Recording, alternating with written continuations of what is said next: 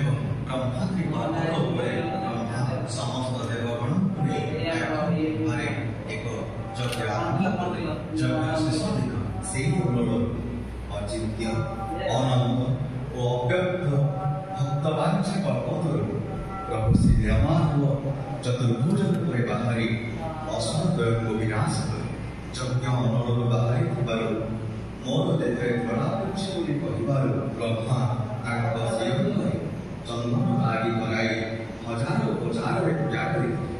ଏହି ପ୍ରଭୁ ଶ୍ରୀରାମାଦେବ 11 ଅଙ୍ଗୁଳି ବିଶିଷ୍ଟ ପାଦରେ ଶଙ୍ଖ ଚକ୍ର ଅଭୟ ବରଦ ମୁଦ୍ରାଙ୍କିତ, ଯାହାଙ୍କ ପାର୍ଶ୍ୱଦ୍ୱୟରେ ଲକ୍ଷ୍ମୀ ଓ ସରସ୍ୱତୀ ପାଦ ପଦ୍ମରୁ ଗଙ୍ଗା ଆବିର୍ଭୂତ ହେବା ବେଳେ ମାଧବ ନୀଳରତ୍ନରେ ଗଠିତ ହୋଇଥିବାରୁ ନାମ ତାଙ୍କର ନୀଳମାଧବ।